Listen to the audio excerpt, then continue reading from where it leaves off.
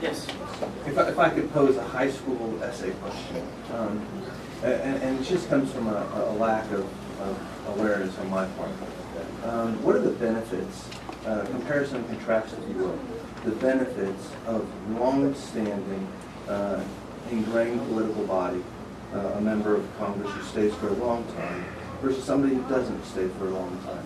The benefit of having somebody stay for 2 terms of residency versus a body that stays for more than that, for a professional lifetime.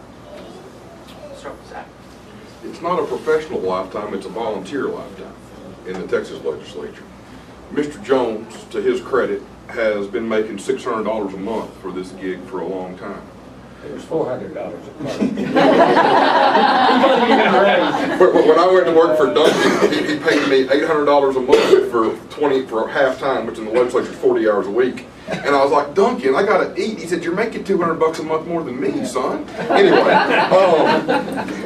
it is a volunteer job, and I think we need to recognize that. And so what I would say is that you need a combination of the two. There is no bright line. I think, I've said this before, I think term limits take choices away from voters.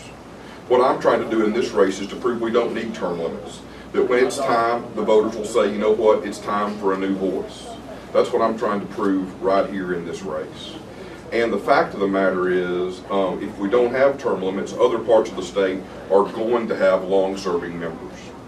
You got to do the job as long as you can while you're still doing it with energy, with effectiveness, while you're still in touch. The thing I love about this job that's so different from Washington, pardon me, is that I do have to come back here and make a living. I do have to keep paying taxes on the income I make from my businesses, from my law practice, from my real estate development work. I've got to keep doing that. I've got to keep that foot in the real world. I think that's good to have a citizen legislator. And I think as long as you got folks who are plugged in to the real world that everybody else is living right here in Lubbock, Texas, I think that's just fine. That's why I'm so proud that I have kids in our Lubbock public schools right now. And I think it's important that we have leadership down there that understands how it feels to have a kid in the schools. That's the most important job the legislature does, is funding public ed. And so I think as long as you're still in touch and as long as you still have the energy to get it done, experience is a good thing. I think it should be true for all. I'm going to stay in God's will. I'm not wearing that on my sleeve, but I want to make sure I'm in tune with where He wants me to be. Realistically speaking, I'm thinking 6 to 8 year term is probably where I would see. And in speaking to the experience issue, we're all freshmen once. Zach will be a freshman also. Bottom line with that is freshmen learn a lot, and they learn the ropes, if you will.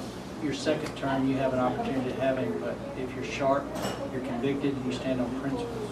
Your third term, you're finishing up some of the things you started, and you may have some new initiatives.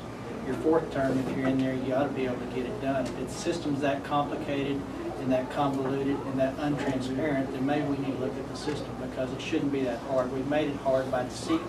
We've made it hard deliberately so that people can make careers out of it. But here's the problem I see with it. The more you're in it, the more you're around it, the opportunity for abuse, the opportunity for personal gain, the opportunity to become making decisions on self-preservation presents itself. Now, it comes down to the character and the individual that's involved in it. We're all tempted. It's just the way it is. But the bottom line is, I think the less opportunities you continue to stay in the system, the less opportunities you have to begin thinking for yourself or thinking for people that are funding you, indirectly or directly, rather than thinking for your constituents. I think the system was never designed to be for career politicians. The fact of it is most of our founding fathers were farmers. They'd go do their job and then they'd go back to the farm. And that's the way the system in the state of Texas is designed, and that's the way it should be. But when you have people that go down there and never go back to the farm, as a practical matter, that's when we see legislation come through that benefits one sector or one purpose or one interest, and we have to bear with the burden of administrating and paying those taxes, paying our homage or paying our fees to that. So it's about everybody, not one somebody. Dylan? I think, in answer to the question about the benefits of long tenured service, why should you have it? The experience factor is important in any kind of business, whether it be in the legislative business or the law practice business or the accounting business. That experience is critical.